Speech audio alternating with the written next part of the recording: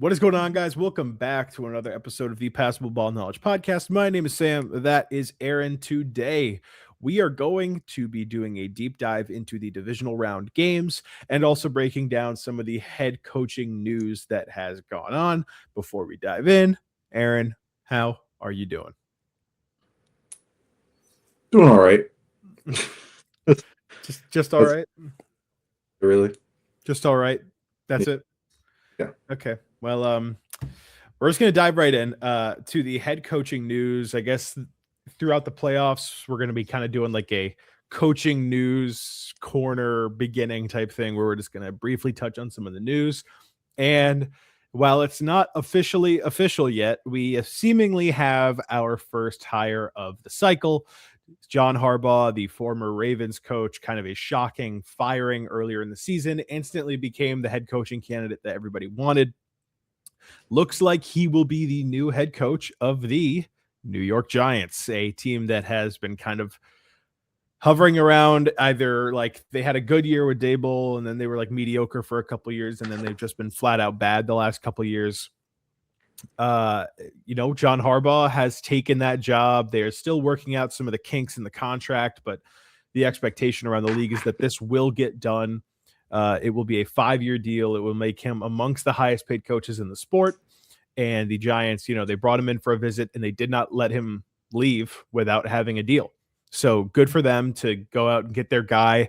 This is a team that needs a stable coach who can, be the guy. Dable, for a brief second, looked like Dable might have been able to be that guy, and then it fell apart. We'll see if Harbaugh can do that and fix everything that's been going on there. Aaron, kind of what are your brief thoughts on this hire and what this means for the Giants? I mean, I think it's a good hire for the Giants. I think that they're in need of, just any kind of like back-to-back like winning season. Or just like consistently being a solid team. And I think as long as Harbaugh hires the right guys, then they can definitely get there. I think they have their roster has to get a little bit better. But I think that, if they just make a few upgrades to like the really big holes in that team, then I think that they can start winning pretty soon, especially with Harbaugh leading them. Yeah, and I think at the end of the day, you look at this Giants team, you got the quarterback. I think we can all agree that Jackson Dart flashed a lot this year, and I think with a couple, good development, kind of steps, he can be in that range of pretty great quarterbacks. I think this is a team that has a star, like a really good wide receiver one. Cam Scadaboo looked really good when he was playing. You got Theo Johnson. You got a couple good offensive linemen. You have a pretty good D line. Like there's talent on this roster. This is a team that has the potential to, maybe win. Like if things go really well this offseason and they can kind of fix some of those holes, spend some money, draft well, maybe all of a sudden you can see this team being like, hey, this is a team that's in the wild card race next year if Jackson Dart makes that step.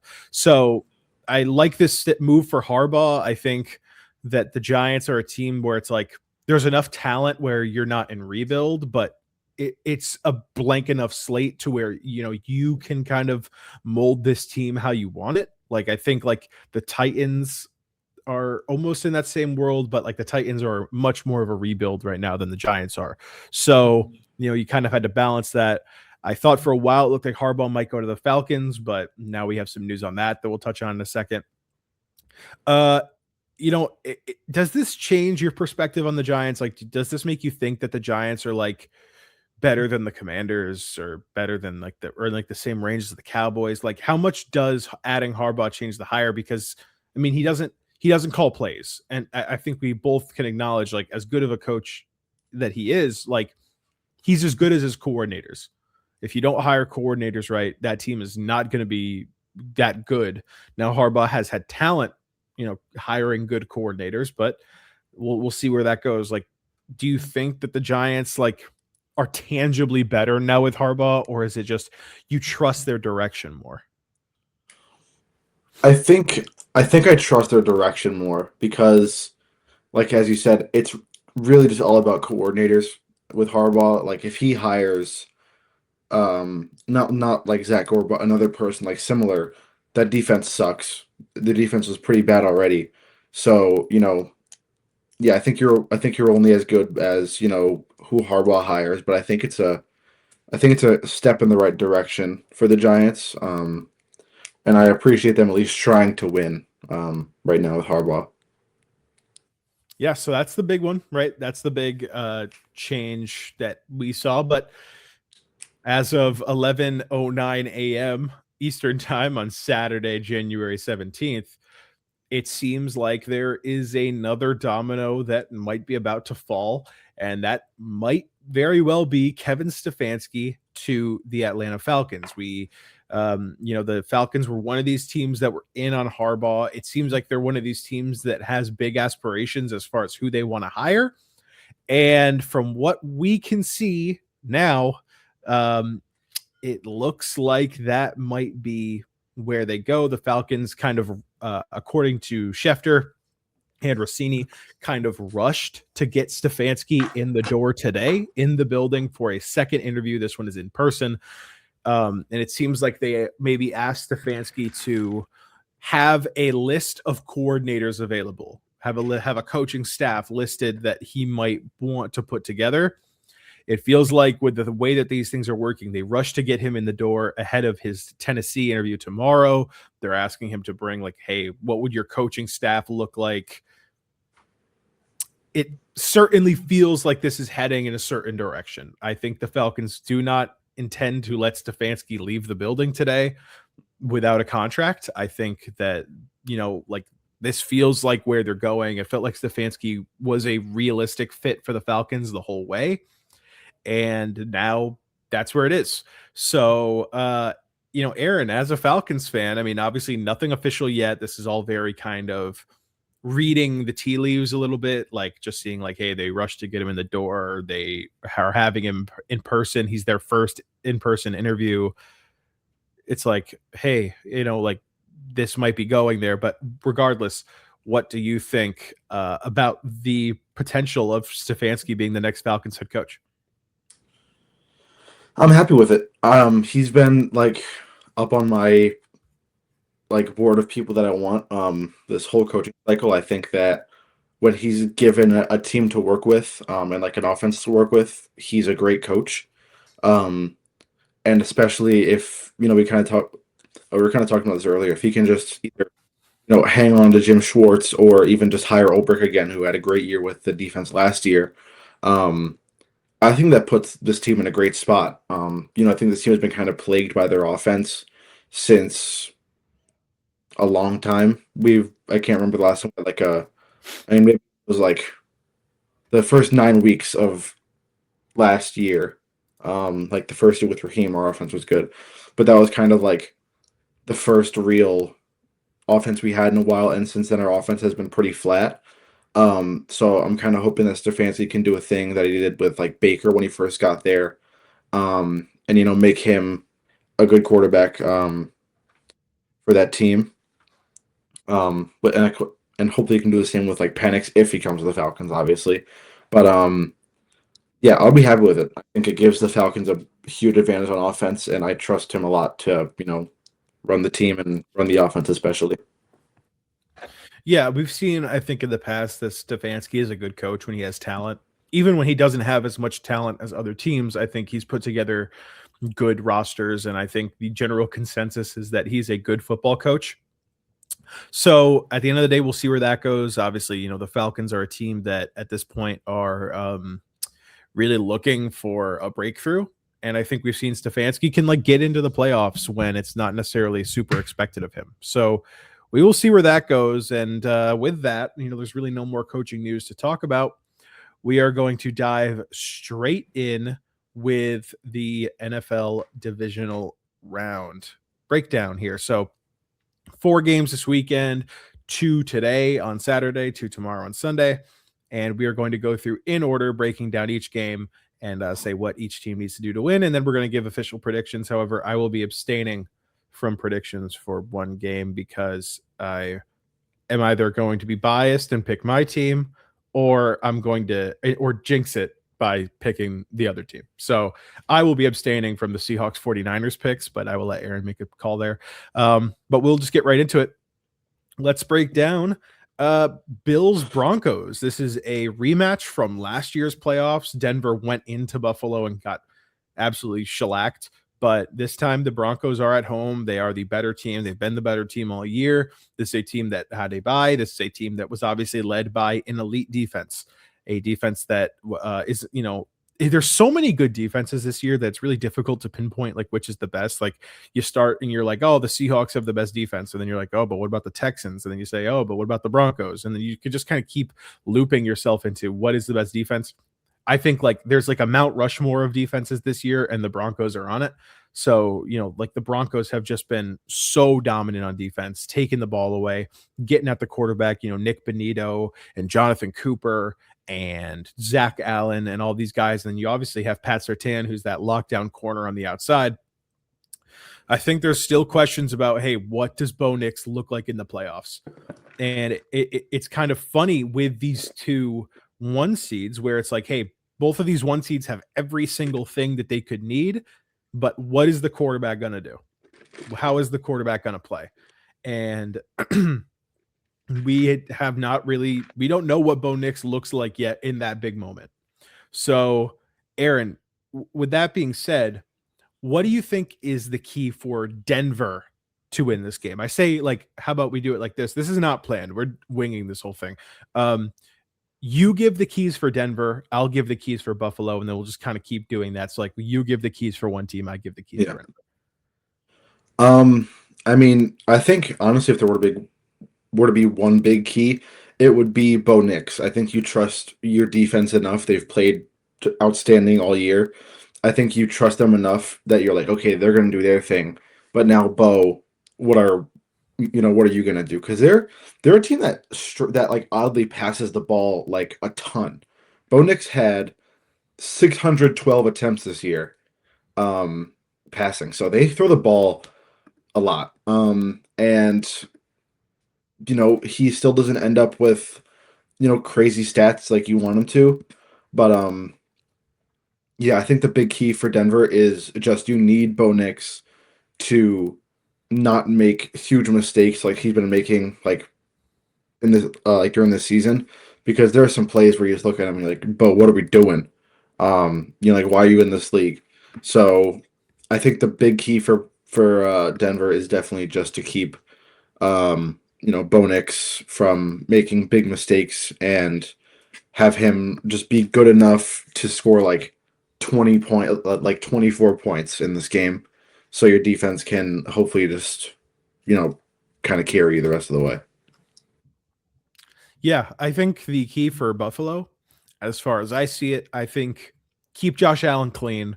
He's obviously coming into this game banged up. You don't want him getting sacked 5 times and getting hit like 12 times and all that. You got to do your best to keep Josh Allen clean, allow him to operate as best as he can, because like if you guys win, he is going to be the reason that you win. You got to be able to let Josh Allen do his thing.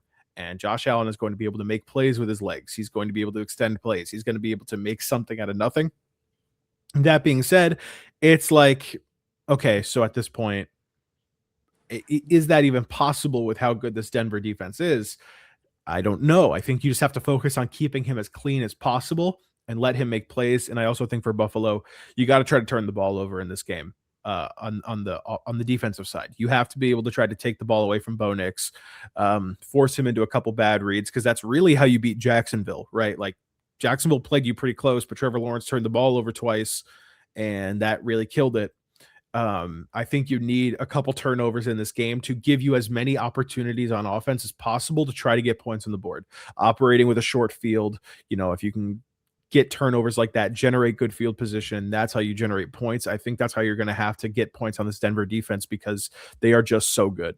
So like keep Josh Allen clean on offense, turn the ball over on defense. And I think that's how Buffalo can escape with a win here, but it's going to be difficult. Like as much as I think that this Bills team is very dangerous because of Josh Allen, roster wise, they're just not as talented as Denver. Right. So like that's where the concern comes in for me, where it's like, okay, how are they going to match up against this Denver team when they don't have they're like Brandon Cooks, who's I guess is their current number one, is going to be guarded by Pat Surtain.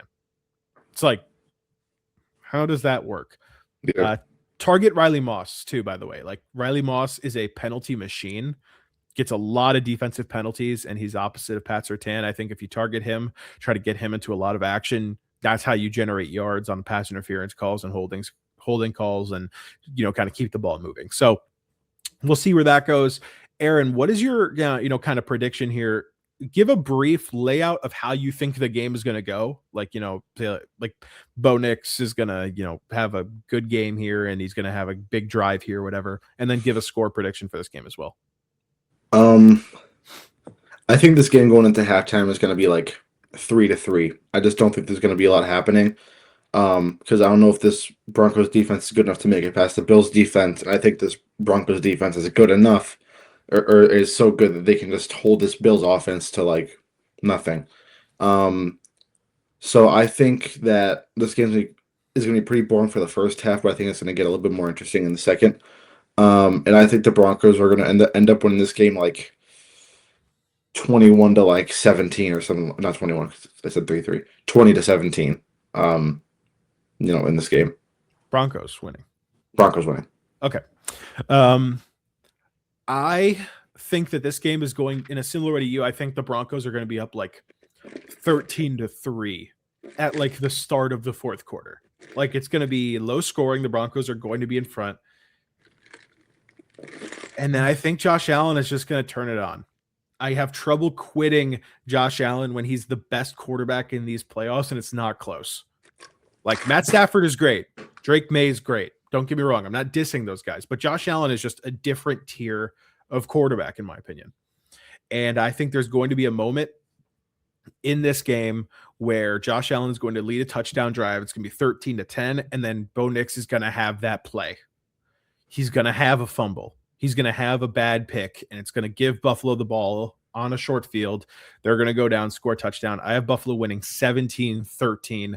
Tight game. I think the Broncos offense really has trouble getting going, in my opinion. And I think Buffalo does just enough at the end to pull through and get a win. So we differ on that one, but we'll see where it goes. And we're going to go on to the next game here.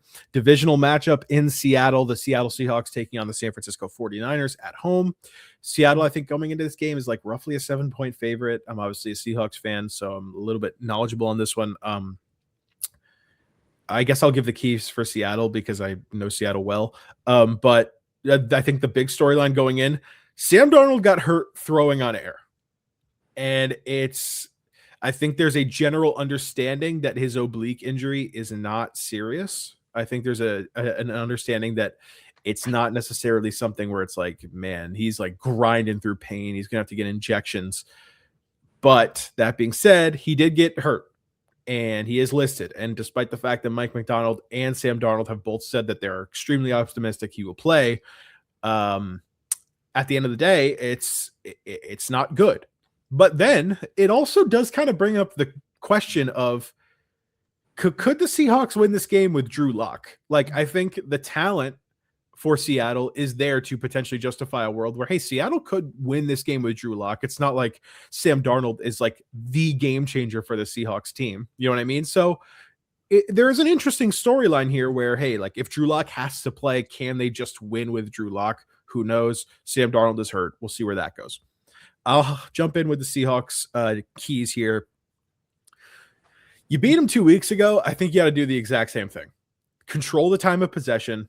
Run the ball very well. The San Francisco defensive line is just, it's just not good. Like this is a good San Francisco team. I think as a whole, their defense operates well, but we were talking about it last time. Philadelphia was consistently winning off the ball, like, especially in the run game. And you were looking and, Philadelphia would have, already their offensive linemen would be 2 to 3 yards downfield by the time Saquon Barkley got the ball. I think that's what you really have to emphasize in this game. I think Seattle has to run the ball very well, keep your defense off the field, and then when the defense is on the field, just let them eat. I think what you really need to do here The interior of San Francisco's offensive line, I find to be pretty weak. I think Seattle is going to be blitzing a lot, not necessarily to get pressure with the linebacker, but to generate one-on-one matchups with Leonard Williams, Byron Murphy, and Jaron Reed inside. And I think that's the big key for them as well. I also think Seattle don't turn the ball over. I think this is a key for both teams because both of these quarterbacks are turnover happy. They both like to turn the ball over. I think Sam Darnold, don't turn the ball over. Brock Purdy, make him turn the ball over. I think, frankly, whatever team does that, whatever team limits their own turnovers and turns the ball over for the other side, will win. So I think those are the keys for Seattle. I think the game plan is fairly simple. Hey, do what you did 2 weeks ago and limit the mistakes, and that's how you win. Yeah. I think it's really similar for the 49ers and the fact that, force them to turn it over and just hope that you don't really turn it over. Because I still just don't trust either of these quarterbacks to have like a 3 touchdown, no pick game against like either of these defenses. I think that especially like Sam Darnold can be a little bit like trigger happy and just kind of make like bad reads and just throw picks. So I think the key for San Fran is just going to be try to make them turn the ball over. Your defense is banged up, but they've shown they can still have a fantastic defense. Even when everybody's hurt, with like Fred Warner gone, he's not playing, which was expected. But yeah, I think it's honestly really similar to the Broncos. Just your defense is probably going to play really good. And then you just got to hope that Brock Purdy doesn't make a lot of mistakes in this game. And so, since you're not going to give a prediction, I guess I'll just give my prediction right now. Yeah. I think that. I'm sorry. I think the Seahawks are going to win this game. I don't want to jinx anything, but I think. No, I mean, be honest, because I'm not picking to maintain the integrity of this show. I want you to be honest. Don't do anything for my sake. Yeah, I'm going to pick the Seahawks. I think Brock Purdy is going to make some mistake that end up killing the end. So yeah. What score? Oh, I think they're going to win like 27-17 maybe. Okay. So like a comfortable margin there. I have a question for you. Do you think this is how I kind of feel? Do you think the Seahawks could win with Drew Lock? Because I kind of feel that way. Like, I don't think I think we're less likely to win. I want to put that, and I don't think it's a high chance that we do win. Like, I don't want to say like, oh, with Sam Darnold, it's a 90%. With Drew Lock, it's 70. But like, in my mind, Sam Darnold isn't asked to do that much already. So it's like if Drew Lock plays, like they're gonna not ask that much of him. And I think the game plan, if Drew Lock plays, I think the game plan for this team is the same. And I think that's why I feel like they could still win. Like, hey, just don't turn the ball over and run the ball well. And I think that's like all you really need to think about. So like do you think they could still win? I feel like they could. I think they could, but I think like just like a hypothetical, Niners have been really good against the run this year, right? Like they've been really solid run. No, not really. Not really. They have not been that good. A different team. But their defensive line is just so hurt that they really have trouble like getting penetration off the ball. I think it's more so like they're really good at like limiting like explosive runs, but at the same time, like the Seahawks a few weeks ago ran for like 200 yards on them. So yeah, I mean, I think they can. I think they can win.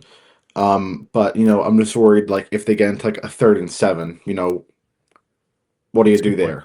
It's a good point. Because I really just don't think you can trust Drew Lock to make like big time throws. Like if it's like 3rd and 7 and the game is tied and there's like 3 minutes left in the game, I just don't know how much you can trust him to make those plays. But I think they could win still, obviously. But I think it hurts their chances a lot if he does play. Fair enough. We'll go into is Milrow 3 on the depth chart? He's 3. If Drew Lock plays, I would not be surprised if Milroe, like the only way Drew Lock plays, starts, Sam Darnold would be inactive if Drew Lock starts. Like Yeah. there's not a world where Sam Darnold is active, but they're like, we're going to hold him out. Like I think if Yeah. Sam Darnold's inactive, Drew Lock starts. And in that case, I would not be surprised to see like some Milroe designed runs or like option plays to mix it up for Yeah. San Francisco defensively, but we'll see. We'll go into the next game here, which is Patriots Texans. This is the early game tomorrow, and this is going to be a game that is this might be the most interesting game of the weekend, in my opinion. New England did not excite me that much against the Chargers. Like on offense, especially, I think they struggled more than they would have liked. And the struggle is not going to get any easier to break when you face a defense like Houston's, which for my money might be the best in the NFL. Like it's just that good of a defense. Yeah, I mean, Houston is coming off a win where their offense looked bad, but their defense just said it doesn't matter. Like their defense scored 2 touchdowns for them in that game. Aaron, I guess I will let you take the Houston end of this. What do you think Houston needs to do to beat New England and pull off the upset in Foxborough? Defense. That's what you need to do. They have maybe, I mean, like them and the Broncos are like this in terms of defense. Like they're both just such good defenses where, they can win you games easily. So for Houston, it's kind of the same for all these teams that we've talked about is just play really good defense and hope your offense can score 20 points and then you win. And I think this Texans team can play some really good defenses against the Patriots. I guess the toughest defense they played all year was the Chargers last week, and they only scored 16 points in that game, and I believe one of those touchdowns was on defense, right? Last week? Yeah. 2 of those touchdowns for the Texans were on defense. They had 2. They had a pick 6 in garbage time, so it's like, how much does it really matter? But they also had that fumble return touchdown, so they had 2 last week. What about the Patriots? They scored a touchdown on defense too, right? No, they did not. But they just like turned the ball over and sacked Justin Herbert like 8 times.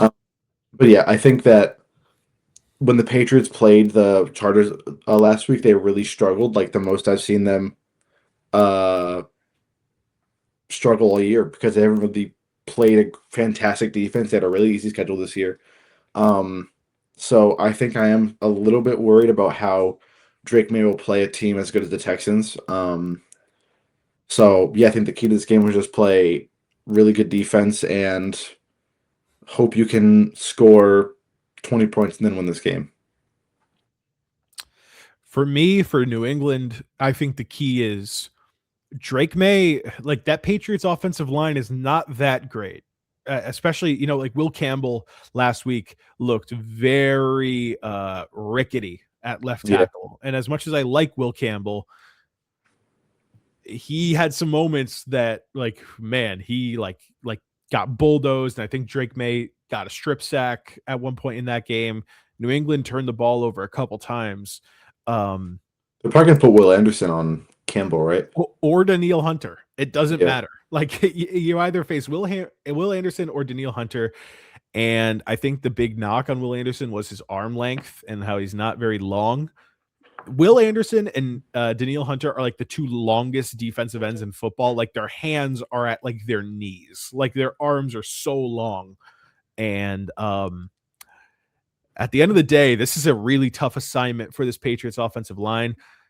Because I think Drake May, as good as he's been this year, I think we rarely saw him get tested. Like we rarely saw him like, okay, can you put this team on your back by yourself against the defense where you've just had a tough time all game, and can you just say, here we go, it's my time? I don't know if he has that in him yet. I guess we will see in this game. I think Drake May has to stay clean. Can't turn the ball over in this game because that's really how Houston wins. And And for Houston, I say on defense, I say stop the run. Like if you can stop the run and be able to get Stroud in some of these 3rd and longs, this is a Houston offensive line that is not that good either. And we saw your defense really feast on that Chargers offensive line. So I think at the end of the day, force Houston into 3rd and longs to stop the run and then dial up some pressure on Stroud, because Stroud has been a little shaky. So we will see if, can Houston not turn the ball over, and can Houston be able to run the ball effectively and make life easy for CJ Stroud? Nico Collins is out this week. That's a huge loss for this Houston team. Number 1 weapon. And it looks like Christian Gonzalez will probably play for the Patriots. So we'll see where it goes. As far as my prediction, I think New England really gets a wake-up call in this game on offense. I don't think they've played a defense as good as Houston all year. I just don't think they have.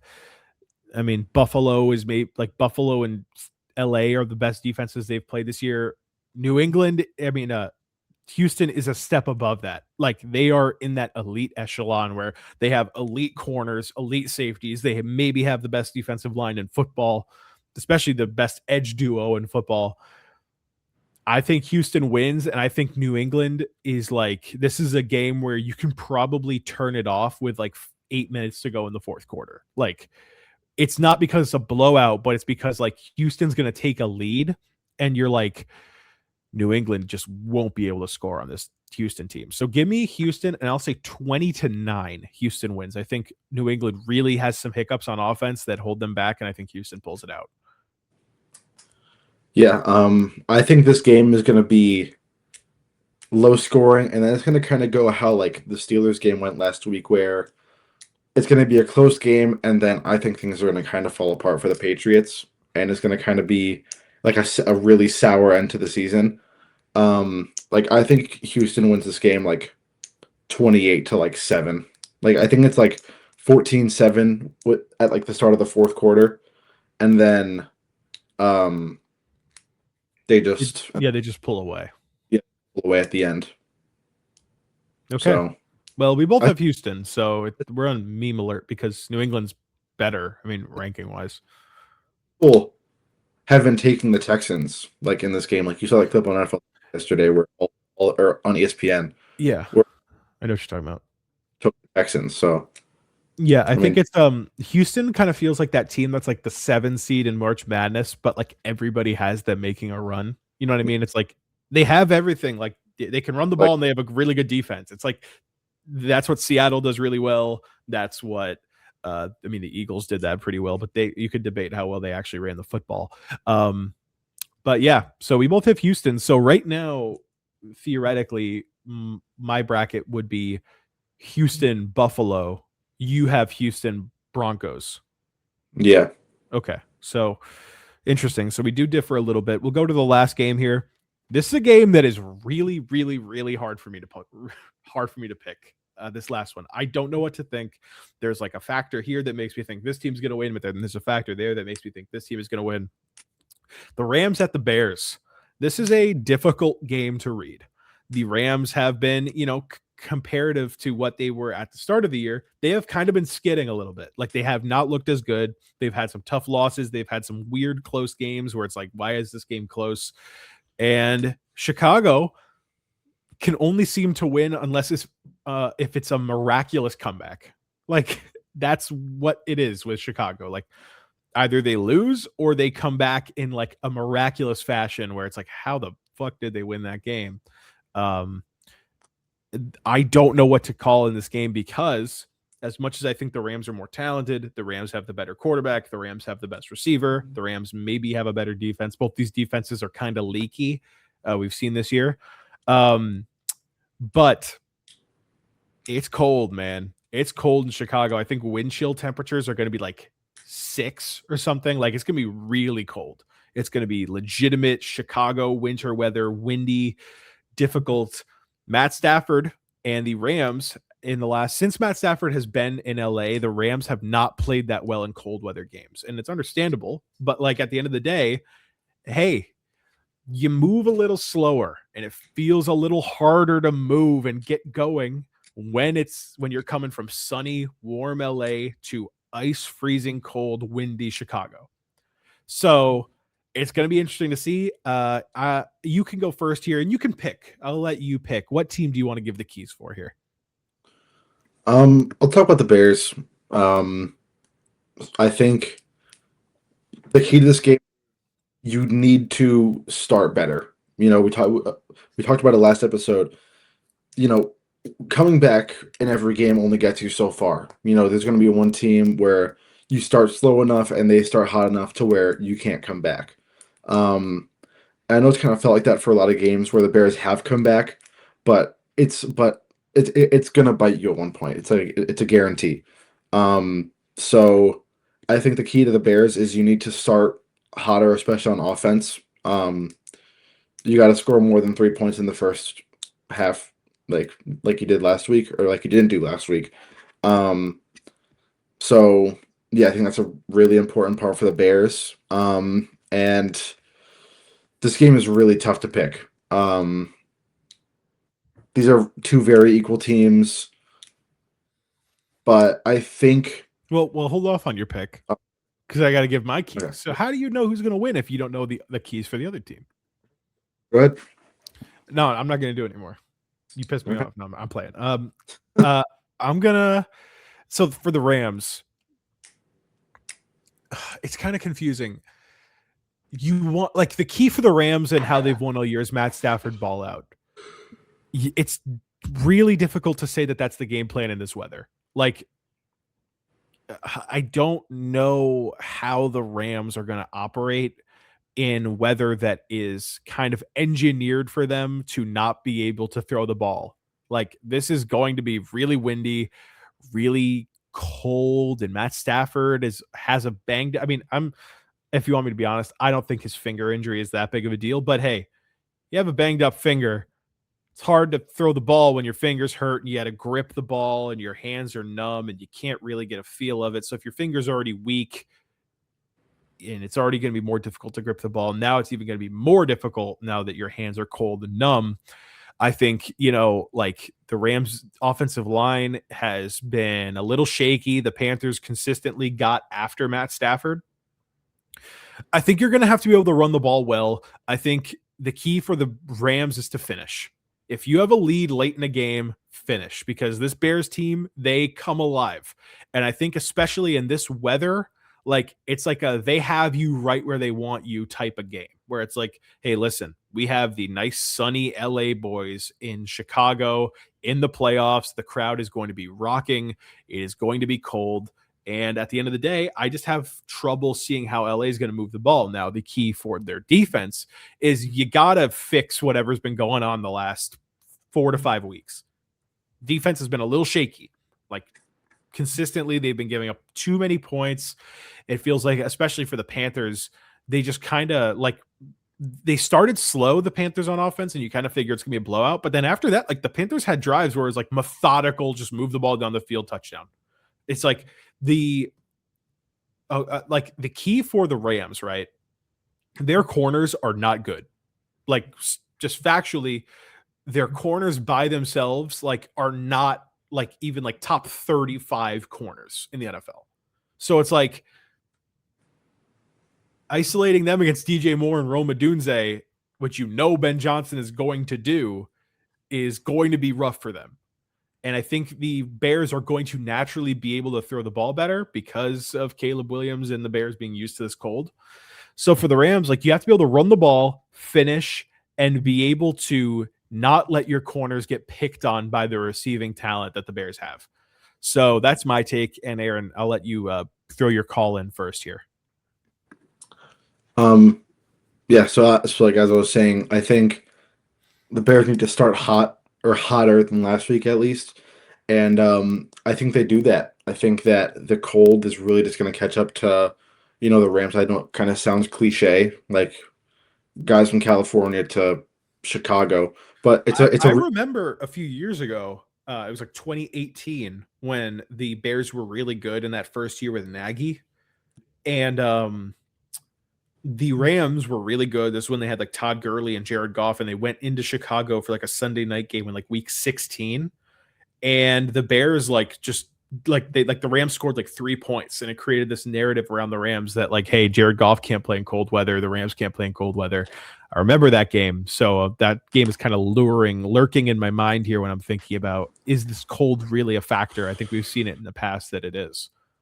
Yeah, but I know it kind of sounds cliche, but I think it really does have an effect on the players who are used to playing in a dome and live in California, and then you go to an open air stadium in Chicago.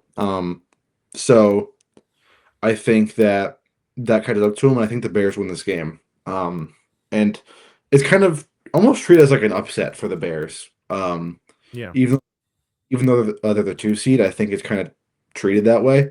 Um, so yeah, I'm gonna pick the Bears like uh 28-17. Yeah. I think a big factor of this game is the momentum going in, right? The Bears are definitely less experienced, which is a factor, I think, but this weather is a huge factor for them, and the momentum is a huge factor for them. The Bears are riding high. Like, they just beat the Packers at home for their first playoff win in a long time in a huge comeback style. And they walked off the field triumphant, and Soldier Field was losing its mind. And the Rams kind of whimpered out of a win. Like, they whimpered through a win where it's like, oh, we won. Hey, guys, we It's won.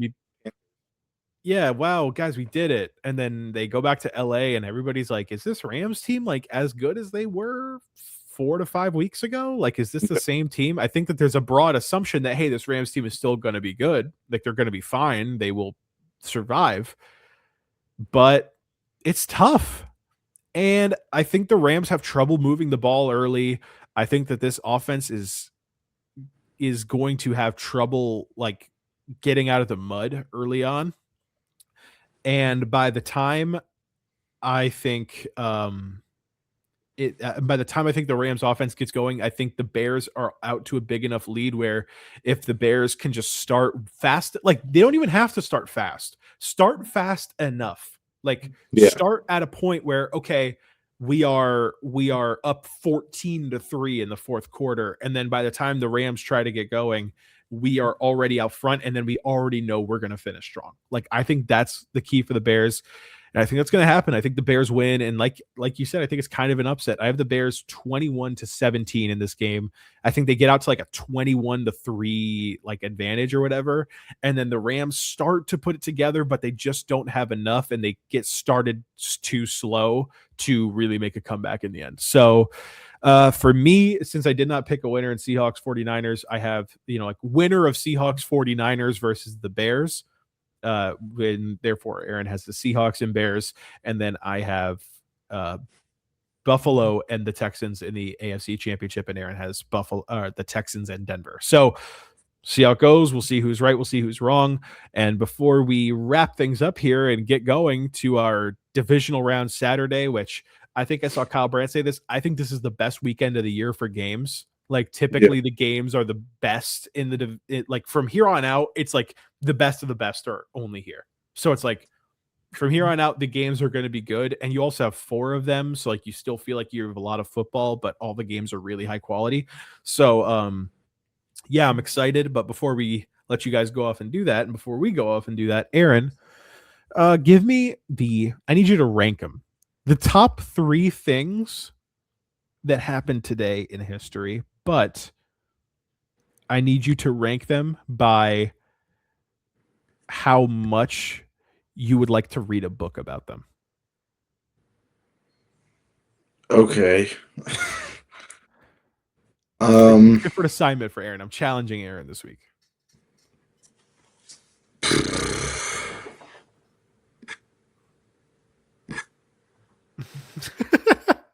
Aaron, for those who are only kind of passively paying attention here, Aaron is deep in thought right now, looking at his computer screen. Thinking in their mind. I guess at number 3, the PGA is formed today in 1916.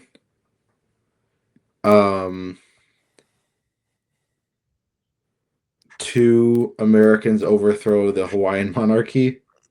Oh, the doles. I'll read Um, and then one, the Rams moved to St. Louis. Cool. Fun.